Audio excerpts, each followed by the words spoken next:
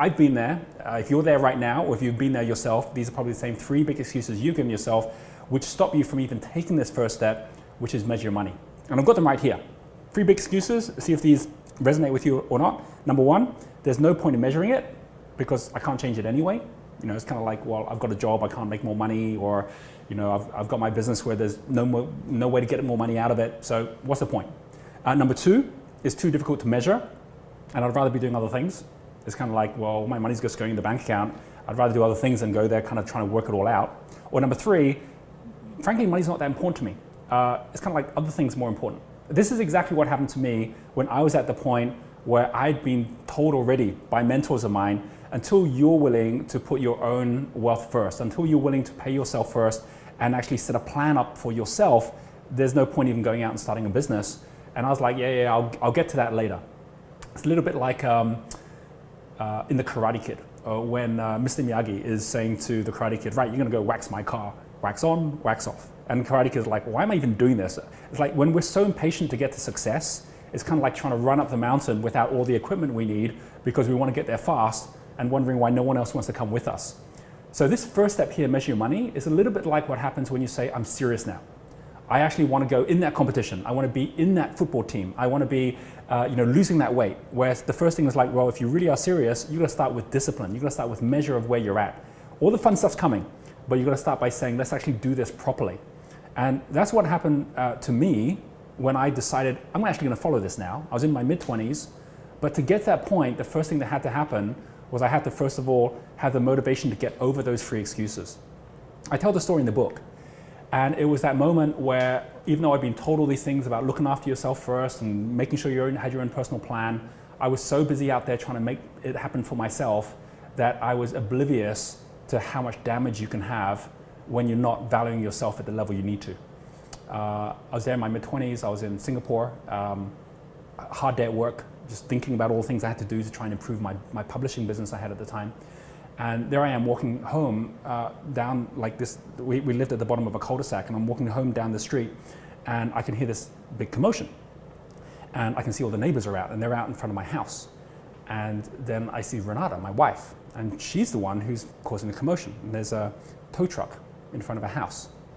And you know that feeling you have sometimes when there's kind of like something in the back of your mind you know you're meant to have looked after? In this case, it was the payments to the car company for my car, which I hadn't been making. It was like piling up with other bills where I'm like, I'll get to that later.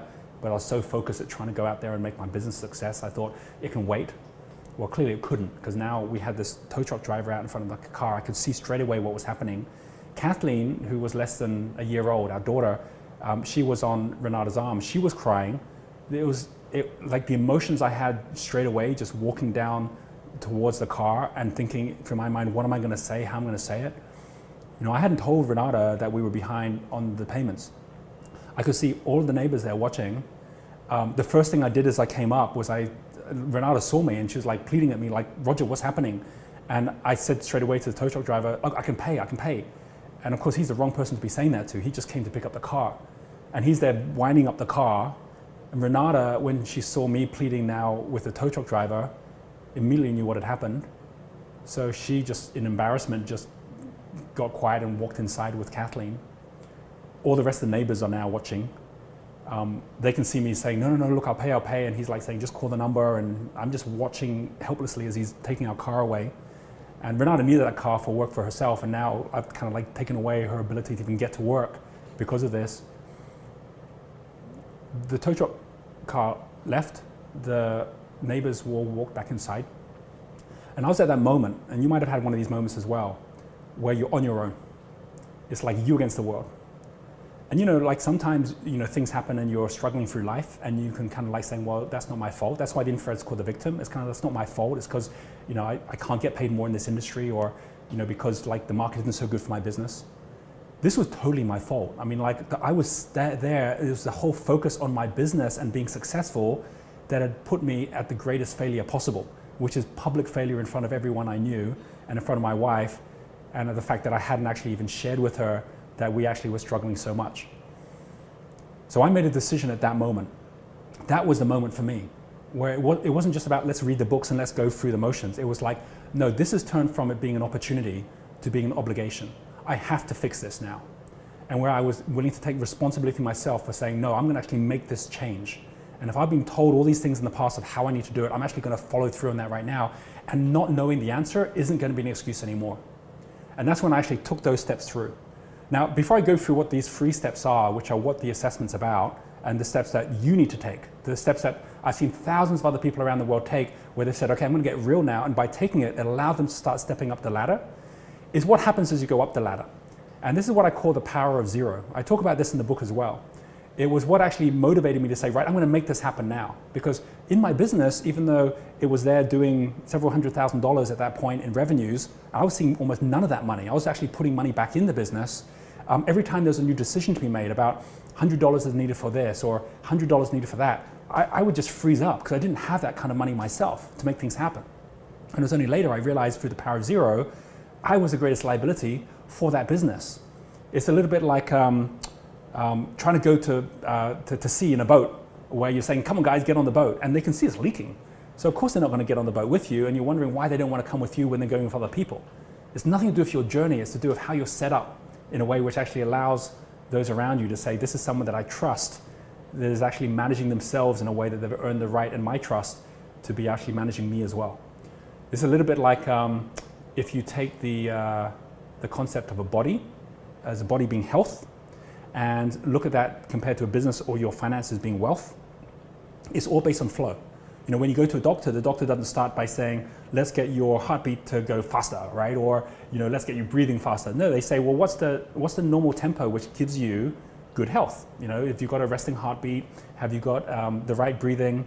What they're doing is they're actually watching all your flow. And if everything's flowing, if everything's open and flowing, you've got good health. The moment something blocks an artery, your digestive system, the moment there's a block and flow, you go from good health to poor health. The same happens with wealth in terms of good wealth and poor wealth. If there's any block in anything that you're doing, or even the opposite, you know, you're bleeding out, then the first thing that the doctor's going to say is you've got to fix that bleeding first.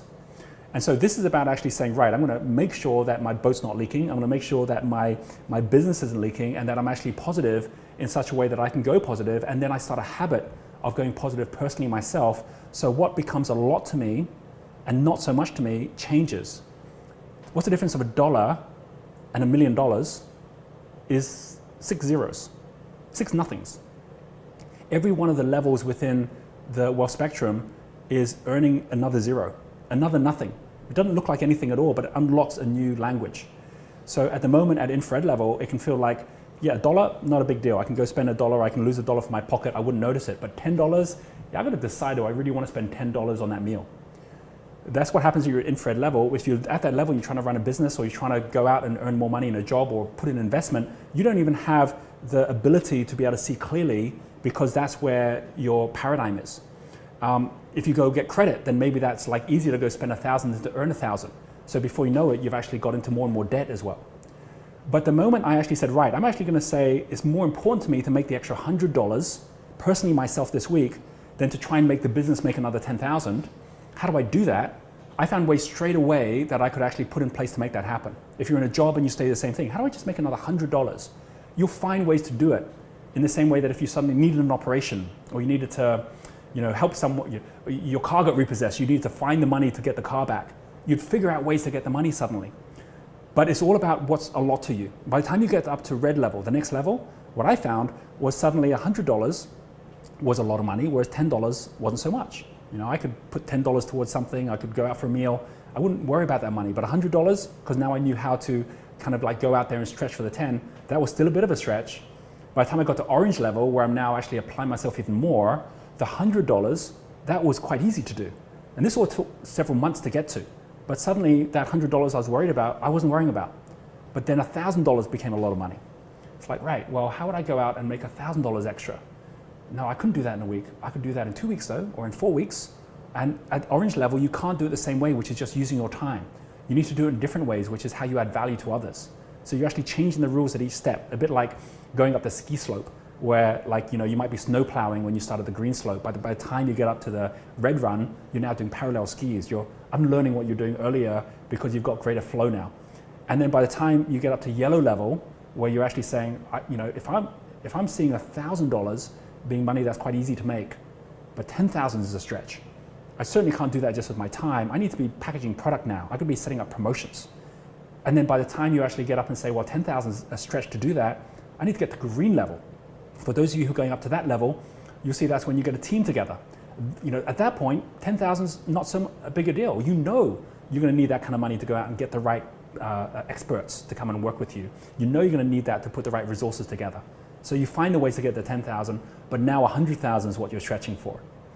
By the time you get to blue level, and I got to that within 2 years of actually just following this step through, suddenly 100,000 is not such a big deal anymore. In fact, I was putting that kind of money into property investments. I was putting that kind of money into new businesses. But $1 million, that's what I was really stretching for.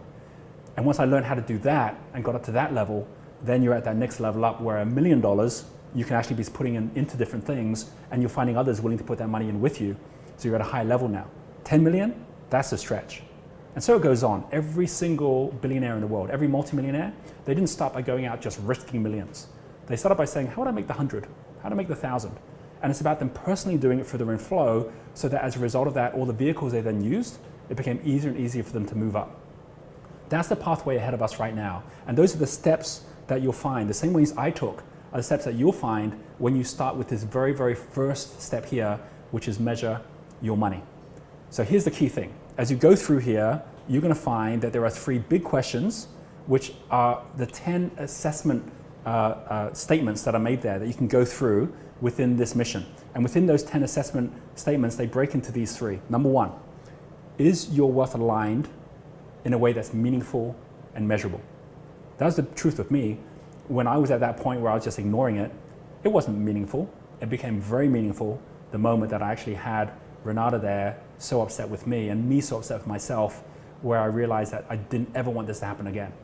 I made it more meaningful by sitting with her in the days after this had happened and said, let's imagine we can make this life the life we really want. What would be different? How can we support each other to make that happen? And we set new plans. We set a future vision, which was one where it became so meaningful that of course we had to measure our way to get there. And measurable. There's ways that you can make it very measurable, and the statements that are there within the assessment allow you to see exactly how measurable you're making it right now. Don't worry if at the moment it's showing up to be like a low score. Out of these 10, which are all scored out of 10, there's 100 in total. Maybe you're only at 5, or maybe you're only at 20 or 25. The whole point is now you know where you're at, you can see those improvements. And week on week, you can see yourself growing with knowing exactly what are the steps you need to take to move yourself forward. So there's a group of those assessment statements which are all about, number 1, are you meaningful and measurable in the way you've set it up? Number 2, have you set yourself up to be at the right place, right time? You want to learn the guitar. If you want to drive a car, you're not going to do it by just reading a book. You're going to do it by actually getting into the right environment with the right people. And so those statements actually take you to the right steps to do that. And then number 3, have you set up a self-correcting system for success, so that you don't just forget about it after a month or 2 and then think, oops, I'm in the same place, but it's a way that actually everything is automated and is actually growing with you as well. Now, depending on your genius, you're going to find that what sabotages you will be different based on what you naturally do well and what you don't do so naturally well. I'm a dynamo genius, so for me, I'm always coming up with new ideas. As long as I'm caught up in my ideas and my thoughts, I'm always going to be trying to go too fast. So the way I was able to step out of it was to get a support team around me, my friends, my family, that were actually willing to work with me, who had different geniuses that could actually look after the numbers, look after the detail, be the brake to my accelerator. You might be the opposite. You might be a tempo, like my wife Renata, where for her, she couldn't come up with the big picture. It wasn't as natural to her, but she was always looking at all the detail. She could always find a better deal, which is great. The two of us worked well together, but she was also saying, well, what is my vision? Where do I want to go? I could help her with that. So depending on where you're at, someone else with a different genius can help you along so you don't get self-sabotage. Same with Blaze geniuses, who are great with opportunities and people, who hate going out and looking at all the detail and going through the spreadsheets. But then you've then got the Steel geniuses, who are great at the detail in the spreadsheets, that aren't so good at going out and connecting to people. Once you get the right friends together and the right teams together, you're going to find it's much easier for you to set a review structure and a rhythm that allows you to self-correct yourself as you grow and take those small steps, which just stretch you a little bit up to the next level as well. So those are the 10 different statements you're going to find in the assessment. When you take the assessment, you're going to have all of them are going to be within these 3 groups. Take the assessment and then take the playbook. And the playbook, which is in this mission as well, allows you to see exactly what those next steps are to allow you to be able to improve on your numbers as you go as well. At the end of it, you're going to find that on the pre-flight checklist, you can go back, and the 3 things that are on there which relate to measure your money, you can check off. The first one, I have a system to measure my personal finances every month and know what my monthly net income is. I never knew that before I started doing this. Since that, for the last 20 years of my life, I've known automatically from my iPhone exactly where I'm at and exactly what's moving through my finances. Number 2, I have a simple monthly forecast and actuals for my personal finances that allow me to track my progress. You're not doing this for the sake of the money. You're doing this for the sake of measuring yourself so that you can actually go and do the things you really want to be doing in life, because all these things are now happening automatically. And number 3, I have a banking system and review system to ensure I'm always aware of my personal financial position. These 3 things you're going to be able to tick off and be ready for the next step. Don't worry if this doesn't happen overnight. For me, it happened over a period of weeks, and for many other people I know, it sometimes takes months, but it never takes more than 3 months if you are really focused at actually making this happen for yourself. So the key thing is to just commit to this being the most important thing to do. Get to cash flow positive, and then you're going to be ready for the next step at infrared level.